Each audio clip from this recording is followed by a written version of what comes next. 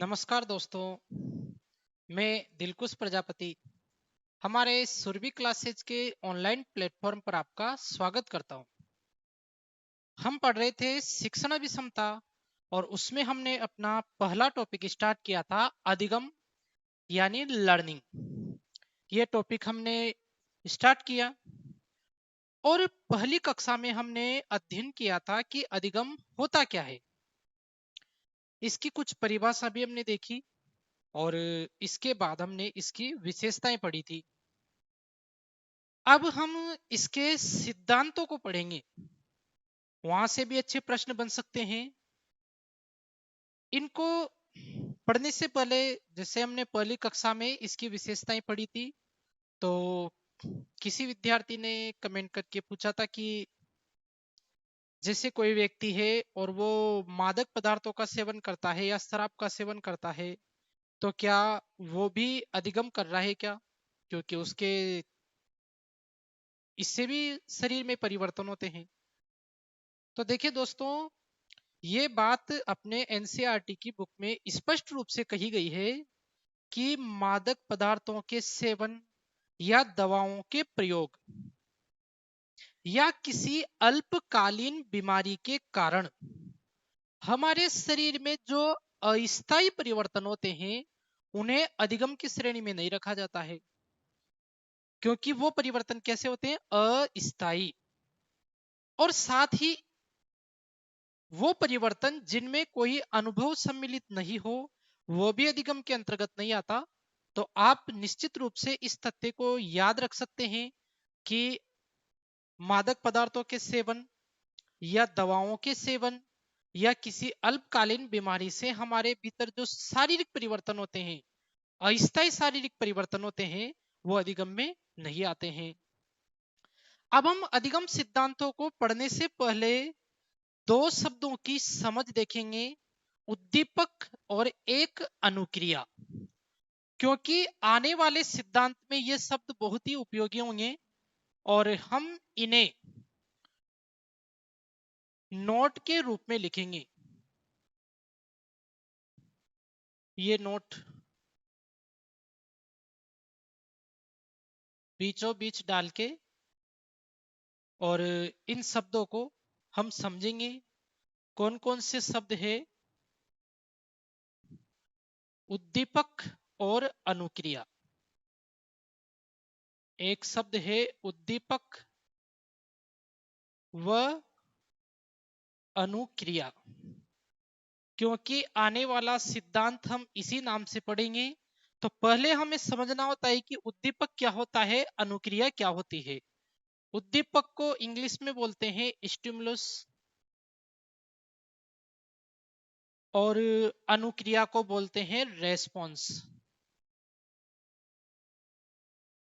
इन दो शब्दों को समझेंगे, इनके बाद ही हमें आने वाला सिद्धांत समझ में आएगा।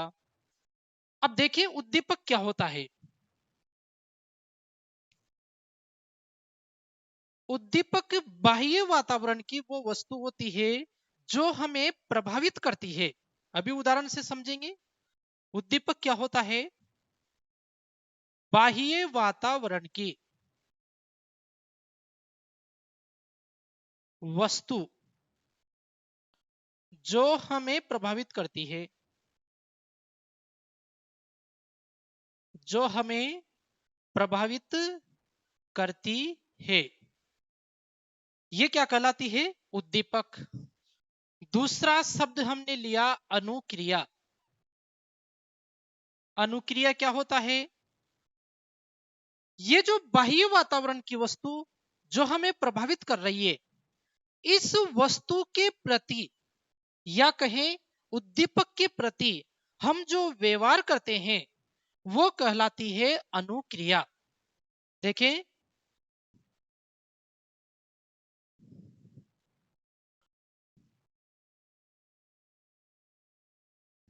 पहले इसे सामान्य लिख लेते हैं। बाह्य वातावरण की वस्तु जिसे हमने क्या नाम दिया, उद्दीपक। उद्दीपक के प्रति किया गया व्यवहार, वो क्या कहलाती है? अनुक्रिया कहलाती है। दोबारा समझे, हम दो शब्द समझ रहे हैं, नोट डाल के हमने इन शब्दों को लिखा है। एक तो है उद्दीपक और एक है अनुक्रिया। उद्दीपक क्या है? बाह्य वातावरण की वस्तु जो हमें प्रभावित करती है, वो तो होती है उद्दीपक। और फिर उस वस्तु के प्रति हम जो व्यवहार करते हैं, किसके प्रति? उद्दीपक के प्रति हम जो व्यवहार करते हैं, वो कहलाती है अनुक्रिया। उदाहरण से समझे, जैसे हम एक उदाहरण लेते हैं, बिल्कुल आपको आसान तरीके से समझ में आ जाएगा। पहला उदाहरण हम लेते हैं। आपने देखा होगा, जब हमारी आंखों पर तेज रोशनी पड़ती है तो क्या होता है? आपने देखा होगा कि जब हमारी आंखों पर तेज रोशनी पड़ती है तो आंखें बंद हो जाती है, अपने आप बंद हो जाती है, या कहें कि तेज रोशनी पड़ते ही आंखें बंद हो जाती है। और ये दोनों घटनाएं जो होती है उनको हम समझेंगे। जैसे हमने पहला उदाहरण लिख लिया यहाँ पे, तेज रोशनी पड़ने पर, तेज रोशनी पड़ने पर आंखों का बंद होना, ये एक घटना लें। तो यहां पे देखें, हमने लिखा बाह्य वातावरण की वस्तु जो हमें प्रभावित करती है। अब बताओ यहां पे प्रभावित कौन कर रही है? बाह्य वातावरण की वस्तु। तो आप कहेंगे कि हमें प्रभावित कर रही है तेज रोशनी। तेज रोशनी तो हमें प्रभावित कर रही है, तो ये तो कहलाती है उद्दीपक।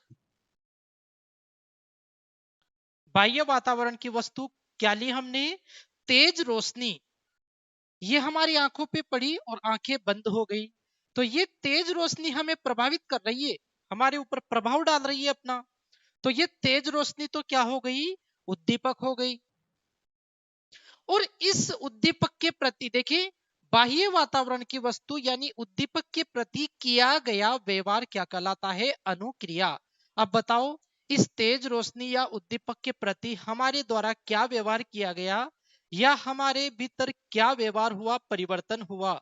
तो आप देखेंगे, आंखों का बंद होना। तेज रोशनी पड़ने पर हमने क्या व्यवहार किया? आंखों का बंद होना। ये कहलाएगी अनुक्रिया, क्योंकि हमने कहा कि उद्दीपक के प्रति किया गया व्यवहार, उद्दीपक क्या था? तेज रोशनी, और उसके प्रति हमने क्या व्यवहार किया? आंखों का बंद होना। ये क्या कहलाएगी? अनुक्रिया। दोबारा देखें, उद्दीपक तो क्या है? बाह्य वातावरण की वो वस्तु जो हमें प्रभावित करती है, वो उद्दीपक कहलाती है। अब इस लाइन में देखें, बाह्य वातावरण की कौन सी वस्तु हमें प्रभावित कर रही है? तो वो है तेज रोशनी। तेज रोशनी हमें प्रभावित कर रही है, तो ये क्या है? उद्दीपक है। फिर मैंने कहा कि बाह्य वातावरण की वस्तु यानी उद्दीपक के प्रति किया गया व्यवहार, ये क्या कहलाता है? अनुक्रिया। अब बताओ, यहाँ बाह्य वातावरण की जो वस्तु तेज रोशनी है, या कहें जो उद्दीपक है, उसके प्रति हमारा किया गया व्यवहार क्या है? हमने क्या व्यवहार किया? तो वो है आंखों का बंद होना। तो ये क्या कहलाएगी? अनुक्रिया। दूसरा उदाहरण लेकर समझें। जैसे मिठाई को देखकर, मिठाई को देखकर मुंह में पानी आना, मिठाई को देखकर मुंह में पानी आना। अब बताओ, बाह्य वातावरण की कौन सी वस्तु है जो हमारे ऊपर प्रभाव डाल रही है, हमें प्रभावित कर रही है? तो वो वस्तु है मिठाई।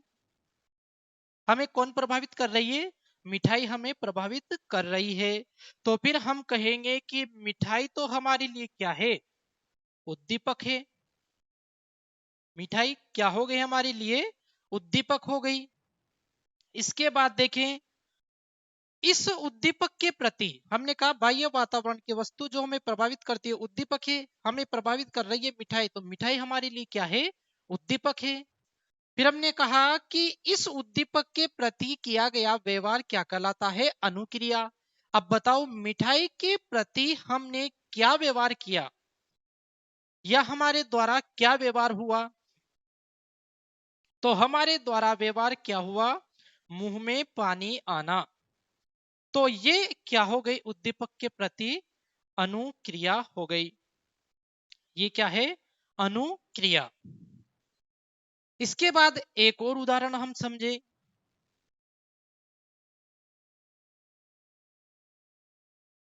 भोजन बनता देखकर, भोजन बनता देखकर खाने के लिए उत्साहित होना। जैसे हम कहीं से घूम कर आए, बाहर से गए घर पे, हमें भूख लग रही थी, हमने देखा कि भोजन बन रहा है, तो फिर हम क्या होते हैं? उसे देखकर उत्साहित होते हैं, हमारे भीतर उत्साह आता है, जल्दी से हाथ धो के और बर्तन उठा के और भोजन की तरफ भागने लग जाते हैं हम। इस घटना को देखें तो बाह्य वातावरण की कौन सी वस्तु है जो हमें प्रभावित कर रही है? तो हमारा जवाब होगा कि भोजन एक बाह्य वातावरण की ऐसी वस्तु है जो हमें प्रभावित कर रही है। तो ये तो हमारे लिए क्या हो गया? उद्दीपक हो गया। और फिर देखें, इस उद्दीपक के प्रति हमने क्या व्यवहार किया, इस भोजन के प्रति हमने क्या व्यवहार किया? तो आपका जवाब होगा कि इसके प्रति हमारा व्यवहार यह हुआ, खाने के लिए उत्साहित होना। खाने के लिए उत्साहित होना, यही क्या कहलाएगी? अनुक्रिया। यही क्या हो जाएगी? अनुक्रिया। भोजन तो क्या है? उद्दीपक। फिर उस उद्दीपक के प्रति हमने व्यवहार क्या किया? खाने के लिए उत्साहित होना। तो यह है अनुक्रिया। इसके अलावा हम एक और उदाहरण जैसे समझें, परीक्षा नजदीक आने पर, परीक्षा नजदीक आने पर पढ़ने का समय बढ़ाना। परीक्षा नजदीक आने पर पढ़ने का समय बढ़ाना। आप जानते भी हैं, विद्यार्थी जीवन में जब परीक्षा नजदीक आती है तो हम क्या करते हैं? हमारे पढ़ने का समय बढ़ा देते हैं। अब पहले की अपेक्षा ज्यादा समय तक पढ़ने लग जाते हैं, ज्यादा मेहनत करने लग जाते हैं। अब यहाँ पे देखें, वो कौन सी वस्तु है बाह्य वातावरण की जो हमें प्रभावित कर रही है या जो हमारे ऊपर प्रभाव डाल रही है? तो फिर हम कहेंगे हमारे ऊपर प्रभाव जो डाल रही है वो कौन है? परीक्षा है। तो परीक्षा हमारे लिए क्या हो गई? उद्दीपक। इसके बाद देखें, इस उद्दीपक के प्रति हमने क्या व्यवहार किया? इस उद्दीपक के प्रति हमने व्यवहार किया, पढ़ने का क्या कर दिया? हमने समय बढ़ा दिया। तो ये हमारे लिए क्या हो गई? अनुक्रिया हो गई। यही हमारे लिए क्या है? अनुक्रिया। उद्दीपक के प्रति जो व्यवहार किया जाता है वही क्या कहलाती है? अनुक्रिया। तो हमने ये नोट डालकर विशेष रूप से ये बातें समझी है, क्योंकि अब जो हम सिद्धांत पढ़ेंगे वहां पे ये दो शब्द बहुत ही उपयोगी होंगे और बहुत ही अच्छा सिद्धांत है वो, अधिगम के सिद्धांत।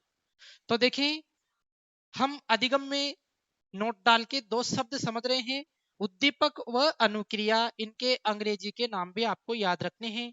उद्दीपक स्टिमुलस और अनुक्रिया को क्या कहते हैं? रेस्पॉन्स। उद्दीपक क्या है? बाह्य वातावरण की वस्तु जो हमें प्रभावित करती है वो तो क्या है? उद्दीपक। इसके बाद देखें, अनुक्रिया क्या है? बाह्य वातावरण की वस्तु या उद्दीपक के प्रति किया गया व्यवहार। बाह्य वातावरण की वस्तु जो उद्दीपक है उसके प्रति किया गया व्यवहार ही क्या है? अनुक्रिया है। जैसे देखें, तेज रोशनी पड़ने पर आंखों का बंद होना। अब हमें कौन प्रभावित कर रहा है? तो हम कहेंगे कि हमें तेज रोशनी प्रभावित कर रही है। तो ये तो क्या हो गया हमारे लिए उद्दीपक। फिर हम कहें कि इस उद्दीपक के कारण या कहें कि उद्दीपक के प्रति हम क्या व्यवहार कर रहे हैं, तो उत्तर होगा कि इस उद्दीपक यानी तेज रोशनी के प्रति हमारा जो किया गया व्यवहार है वो है आंखों का बंद होना, और ये क्या हो गई फिर अनुक्रिया। दूसरा उदाहरण हमने लिया, मिठाई को देखकर मुंह में पानी आना। तो उद्दीपक तो क्या है, बाह्य वातावरण की वस्तु जो हमें प्रभावित करती है, और यहाँ पे प्रभावित कौन कर रही है, मिठाई। तो ये तो है उद्दीपक। फिर उद्दीपक के प्रति हम जो व्यवहार करते हैं वो क्या है, अनुक्रिया। इस मिठाई उद्दीपक के प्रति हमने क्या व्यवहार किया, मुंह में पानी आना, तो यही क्या है, अनुक्रिया। इसके बाद हमने उदाहरण लिया, भोजन बनता देखकर खाने के लिए उत्साहित होना। तो उद्दीपक तो क्या है, बाह्य वातावरण की वस्तु जो हमें प्रभावित करती है वो हमारे लिए उद्दीपक है। इस उदाहरण में हमें प्रभावित कौन कर रहा है, भोजन।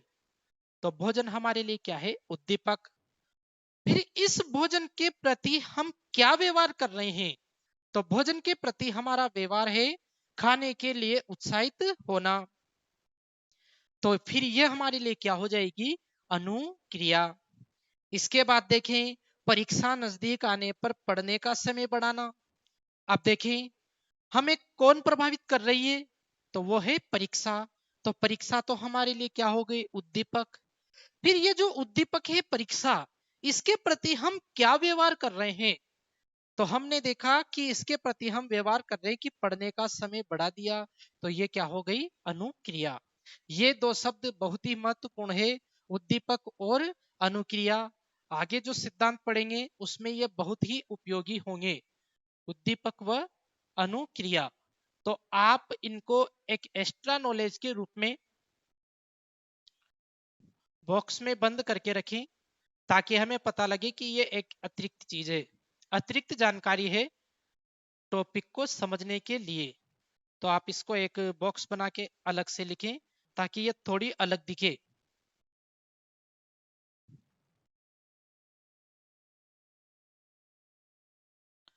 ठीक है, करें इसको कंप्लीट, फिर हम आगे बढ़ते हैं।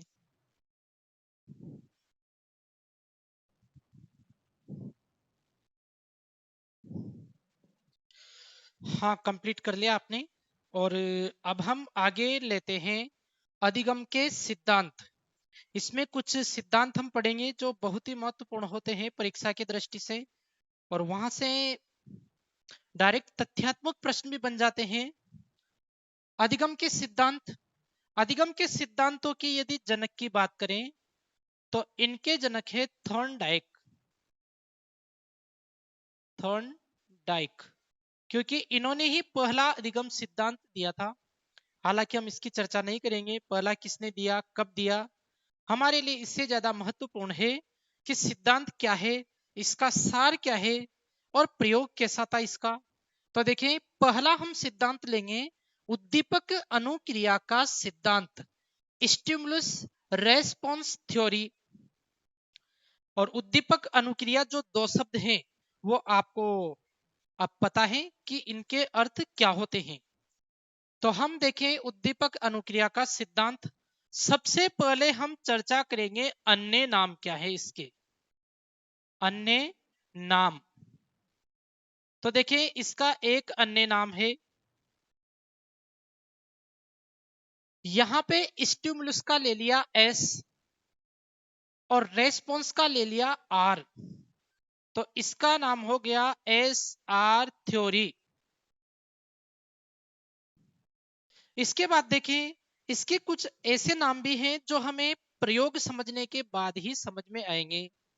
एक इसका नाम प्रयत्न एवं भूल का सिद्धांत, प्रयत्न एवं भूल का सिद्धांत। एक नाम है इसका प्रयास एवं त्रुटि का सिद्धांत। ये इसके अन्य नाम है। हम बात करें कि ये उद्दीपक अनुक्रिया का सिद्धांत, इसके प्रतिपादक कौन है? तो इसके प्रतिपादक हैं थॉर्नडाइक, एल थॉर्नडाइक, एडवर्ड लिवेन थॉर्नडाइक इनका पूरा नाम है। पूरा नाम भी लिख सकते हैं आप, एल थॉर्नडाइक। ये इस सिद्धांत के प्रतिपादक हैं। अब देखें इस सिद्धांत के हम आगे जानकारियां लेते हैं। इसका प्रयोग समझने के बाद हमें पूरी चीज स्पष्ट हो जाएगी। प्रयोग क्या था? देखिए, कोई भी अधिगम सिद्धांत जब दिया जाता है तो उसके लिए उस सिद्धांत को देने वाला मनोवैज्ञानिक उस पर प्रयोग करता है, और प्रयोग से जो निष्कर्ष निकलते हैं उन निष्कर्षों के द्वारा ही सिद्धांत देता है।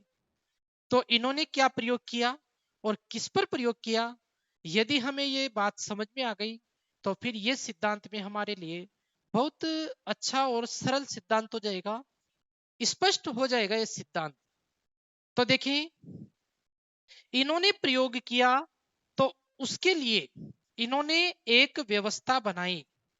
ये प्रयोग करते हैं सीखने के लिए या सीखने का सिद्धांत देने के लिए। इन्होंने एक व्यवस्था बनाई, एक ऐसी पेटी बनाई, पेटिका, और इसके अंदर इन्होंने बिल्ली को बंद कर दिया। इस पेटी में इन्होंने प्रयोग के लिए किसको बंद कर दिया? बिल्ली को बंद कर दिया। ठीक है, यहां पे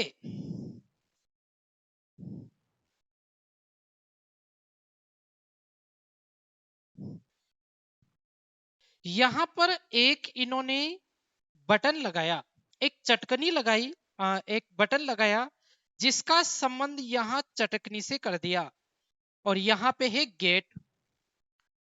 जब ये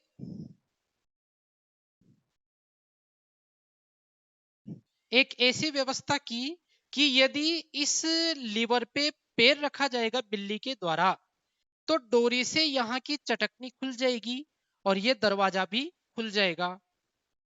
दोबारा समझे इन्होंने क्या व्यवस्था बनाई अपने प्रयोग में। इन्होंने एक उलझन पेटिका या एक बॉक्स में बिल्ली को बंद किया। बिल्ली भी कैसी? भूखी बिल्ली।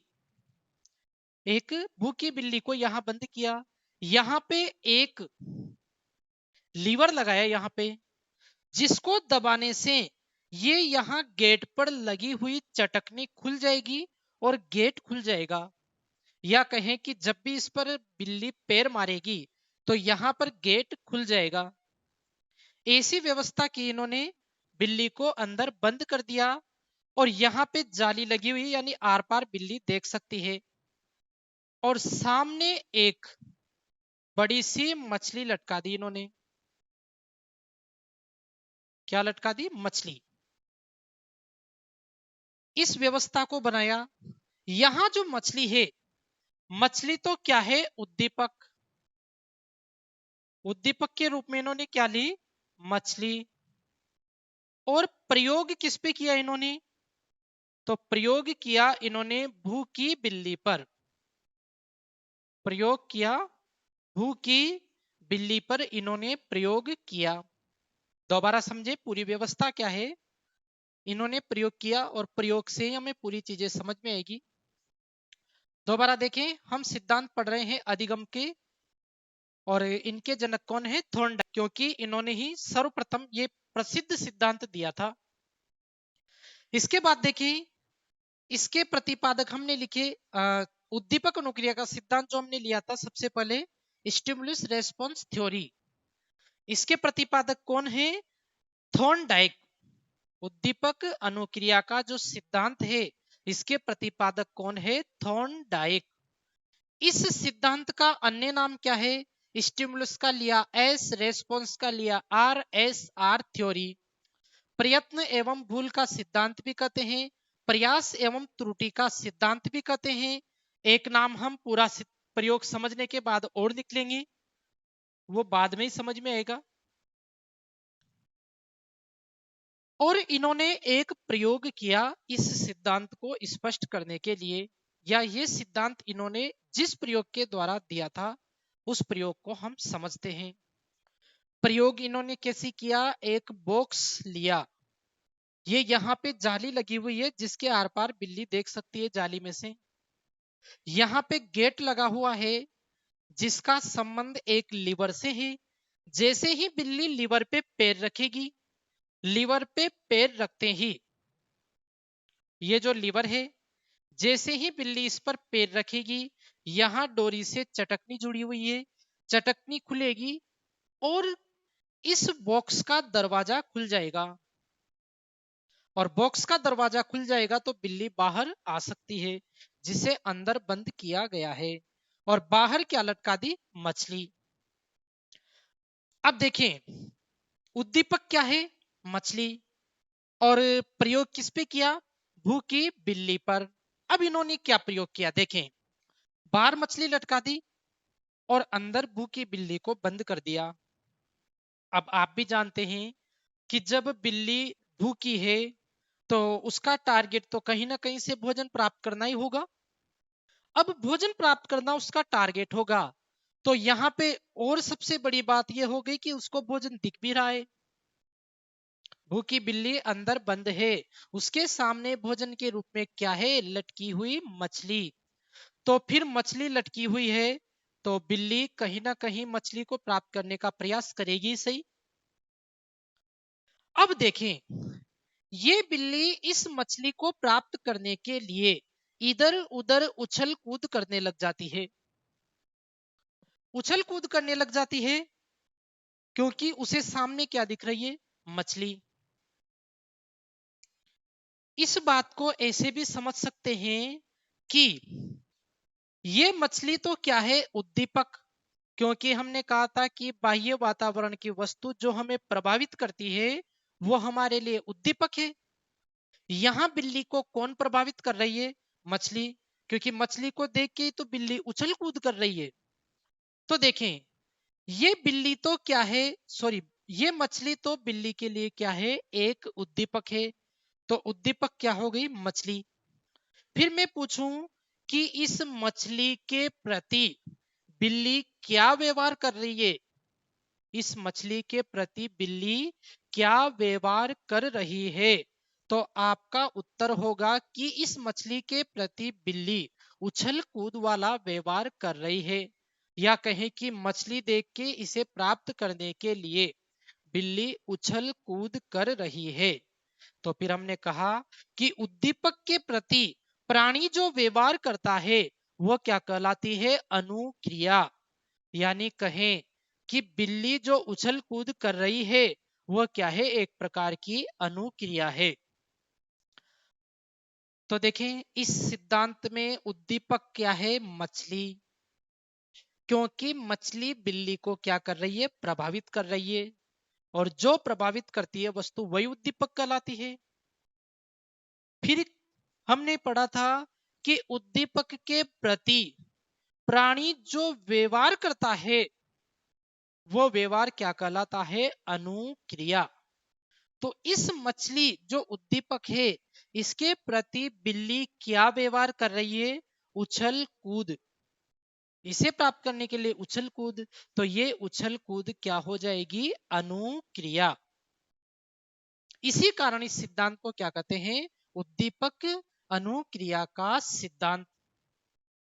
अब देखिए, यहाँ पे बहुत ही आश्चर्यजनक घटना होगी, आप ध्यान से समझें। थॉर्नडाइक ने यह प्रयोग किया और प्रयोग में इसने देखा कि जब सामने बिल्ली के सामने मछली है, बिल्ली, अब प्रयोग स्टार्ट करते हैं। देखिए, बिल्ली इस मछली को प्राप्त करने के लिए उछल कूद करने लग जाती है, किंतु वो इसे प्राप्त नहीं कर पाती क्योंकि यहाँ तो दरवाजा लगा हुआ है और बिल्ली बाहर निकल नहीं सकती और मछली तो बाहर है। तो वो इधर उधर उछल कूद करती है, कभी इधर पंजा मारती है, कभी इधर पंजा मारती है, कभी म्याऊं म्याऊं करती है। ऐसा करते करते गलती से बिल्ली का पांव किस पर लग जाता है? लीवर पर लग जाता है।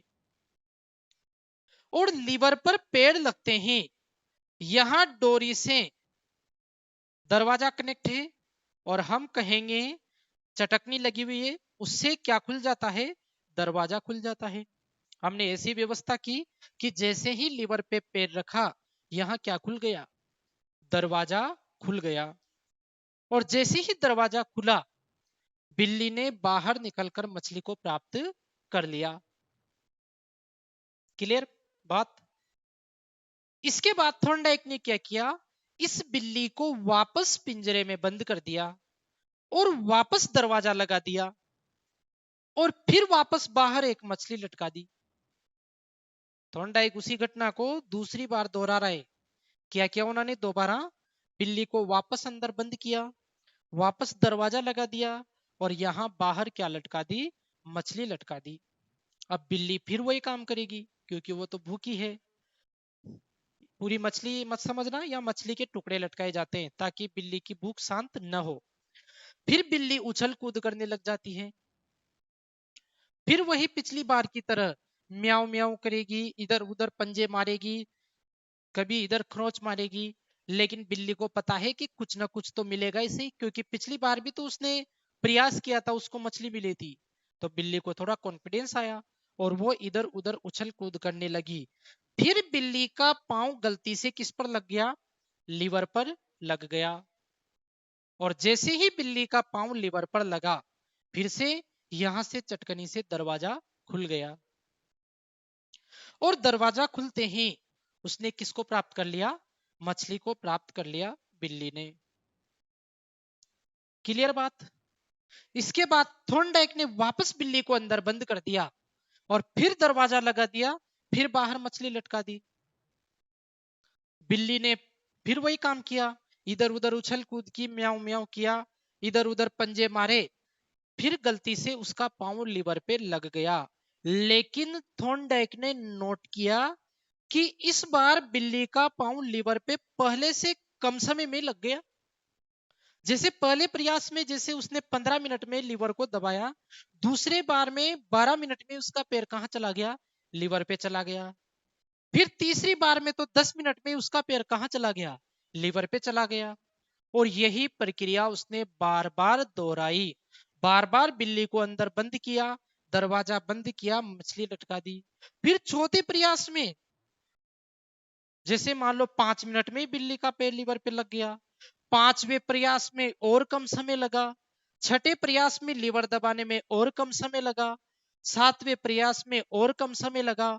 और ऐसा करते करते एक टाइम ऐसा आ गया कि जैसे ही बिल्ली को अंदर बंद किया, वो डायरेक्ट किसको दबाने लग गई, लीवर को दबाने लग गई और बाहर से मछली प्राप्त करने लग गई। थॉर्नडाइक को आश्चर्य हुआ कि ये बिल्ली तो दरवाजा खोलना ही सीख गई। कैसे सीखी, जैसे ही अंदर बिल्ली को बंद करते, अब थॉर्नडाइक ने जैसे ही अंदर बिल्ली को बंद किया, दरवाजा लगाया, बाहर मछली लटकाई, बिल्ली ने तुरंत किसको दबा दिया, तुरंत लीवर को दबा दिया और बाहर निकल के मछली प्राप्त कर ली। यानी इस पूरी प्रक्रिया के दौरान हम कह सकते हैं कि ये जो बिल्ली है, ये लीवर दबाना या कहें दरवाजा खोलना सीख गई। और यही तो हम पढ़ रहे हैं, अधिगम के सिद्धांत। और कौन सा सिद्धांत पढ़ रहे हैं, उद्दीपक अनुक्रिया का सिद्धांत, जिसमें किसको अधिगम कराया गया है, बिल्ली को। किसका अधिगम कराया गया है, दरवाजा खोलने का। और धीरे धीरे प्रयास द्वारा बिल्ली दरवाजा खोलना सीख गई। ये बिल्ली दरवाजा खोलना कैसे सीखी, क्योंकि उसके सामने क्या था, उद्दीपक। फिर उसने उद्दीपक के प्रति क्या की, अनुक्रिया। ये प्रक्रिया बार बार चली, उद्दीपक अनुक्रिया, उद्दीपक अनुक्रिया। इसी कारण इस सिद्धांत को क्या कहा जाता है, उद्दीपक अनुक्रिया का सिद्धांत। दूसरी बात देखें, बिल्ली ने दरवाजा खोलने का जब प्रयत्न किया था, तो हमने कहा कि डायरेक्ट उसने लीवर थोड़े दबाया था, वो इधर उधर पंजे भी मार रही थी पहले तो। यानी उसने क्या किए थे, प्रयत्न किए थे। लेकिन उसने हर बार लीवर को थोड़े दबाया था, कभी इधर दबाया कभी उधर दबाया, यानी बार बार उससे क्या हो रही थी, भूल हो रही थी, लीवर नहीं दब रहा था। इसी कारण इसको कहते हैं प्रयत्न एवं भूल का सिद्धांत। या कहें कि बिल्ली दरवाजा खोलने का क्या कर रही थी, प्रयास कर रही थी, लेकिन हर बार उससे लीवर नहीं दब रहा था। तो फिर उससे क्या हो रही थी, इस प्रयास में उससे त्रुटि हो रही थी। इस कारण इसको कहते हैं प्रयास एवं त्रुटि का सिद्धांत। लेकिन जब बार बार बिल्ली को अंदर बंद किया गया, बार बार बिल्ली ने उछल कूद करके प्रयास किया, तो धीरे धीरे वो लीवर दबाना सीख गई। अब तो डायरेक्ट बिल्ली को अंदर बंद करते हैं, डायरेक्ट वो किसको दबाती है, लीवर को दबाती है, और भोजन को प्राप्त कर लेती है। तो इस प्रकार यहाँ पे बिल्ली को अधिगम करवा दिया गया। इस सिद्धांत को आज हमने प्रयोग से समझा है। अगली कक्षा में पूरे इसके निष्कर्ष समझेंगे, इसका कथन समझेंगे और इसका सार समझेंगे। बिल्कुल सब कुछ क्लियर करेंगे। रटने की 10 या 20% चीजें रहेगी आपके सामने, अधिकतर चीजें समझने की रहेगी। तो आप इसको अच्छे तरीके से समझें। फिलहाल नोट करें। नोट करने के बाद आप खुद इस प्रयोग को जो मैंने बताया है उसको स्मरण करें कि किस प्रकार प्रयोग किया गया है। तो आज के लिए इतना ही। अगली कक्षा में मिलते हैं। नियमित रूप से कक्षाएं पढ़ें और ज्यादा से ज्यादा जुड़ें। यदि कक्षाएं अच्छी लगी हो तो वीडियो को लाइक करें और कमेंट करके हमें प्रोत्साहित करें। आज के लिए इतना ही। धन्यवाद।